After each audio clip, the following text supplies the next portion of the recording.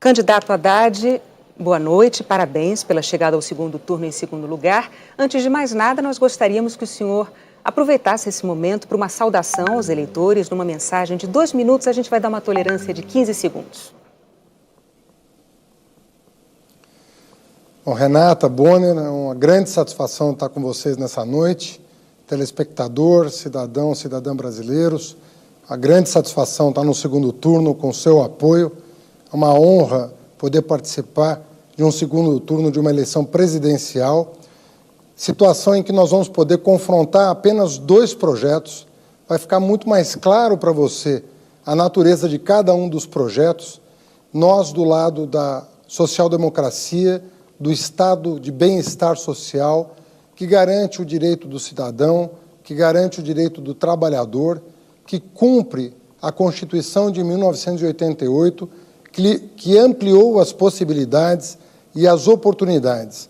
Um projeto que visa gerar empregos e oportunidades educacionais. Conforme eu tenho dito ao longo dessa campanha, eu que tenho apenas 20 dias de campanha e consegui atingir 29% dos votos, mais de 30 milhões de brasileiros e brasileiras confiaram no nosso projeto, eu tenho dito que uma pessoa tem que acordar e ter para onde ir. É como eu aprendi com meu pai. E isso exige do poder público oportunidades de emprego e de educação. É carteira de trabalho assinada numa mão e um livro na outra. Espírito desarmado em virtude do desejo de promover desenvolvimento com inclusão social. Nós não podemos pensar em outra natureza de desenvolvimento. Desenvolvimento para poucos não é desenvolvimento. A economia pode até crescer, mas ela não vai se estabelecer. O verdadeiro crescimento que nos interessa é aquele que é compartilhado com todos os brasileiros, sobretudo com os mais vulneráveis. É esse projeto de Brasil que nós queremos defender nesse segundo turno e o faremos com muita responsabilidade e com muito respeito a você, eleitor, eleitora. Candidato, o seu programa de governo prevê a convocação de uma Assembleia Constituinte para mudar a Constituição brasileira, a chamada Constituição Cidadã, que é o que garante a nossa democracia e que acabou de completar apenas 30 anos. Juristas dizem que a nossa Constituição ela não permite a convocação de uma Constituinte, não há previsão para isso. Só há previsão de reforma por uma emenda constitucional e que precisa da aprovação de 3/5 dos deputados e dos senadores. E essas emendas, elas não podem mudar cláusulas pétreas. Essas não podem ser alteradas de jeito nenhum.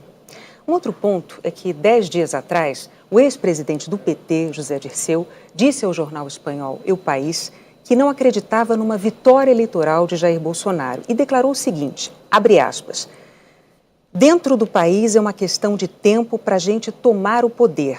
Aí nós vamos tomar o poder, o que é diferente de ganhar uma eleição. Fecha aspas. O que o senhor diria aos seus críticos que se preocupam com a democracia brasileira no caso de o senhor se eleger presidente? Bom, em primeiro lugar, sobre a primeira pergunta, nós revimos o nosso posicionamento. Nós vamos fazer as reformas devidas por emenda constitucional. Quais delas? Em primeiro lugar, a reforma tributária. No Brasil, quem sustenta o Estado é o pobre, infelizmente. Quem paga mais imposto proporcionalmente à sua renda é o pobre. E os muito ricos não pagam absolutamente nada, pagam uma proporção muito pequena da sua renda.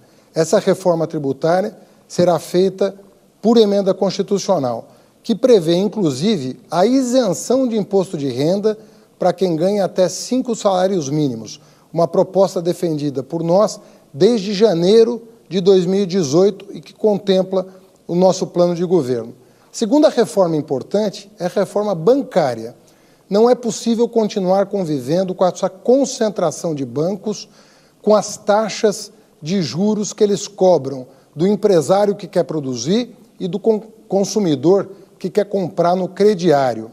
Se nós fizermos com que o juro baixe, o lucro do empresário sendo maior que o juro, as pessoas vão voltar a investir e vão voltar a contratar.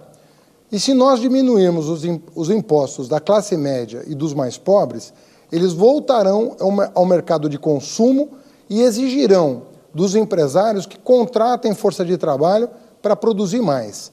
Essas duas medidas são essenciais para a retomada do crescimento e vão ter que ser feitas por emenda constitucional. A terceira emenda constitucional importante é o fim do congelamento de gastos que afetou drasticamente o investimento. Sobre a segunda pergunta, o ex-ministro não participa da minha campanha, não participará do meu governo e eu discordo da formulação dessa frase. Para mim, a democracia está sempre em primeiro lugar. Candidato, o senhor tem mais 30 segundos para se despedir.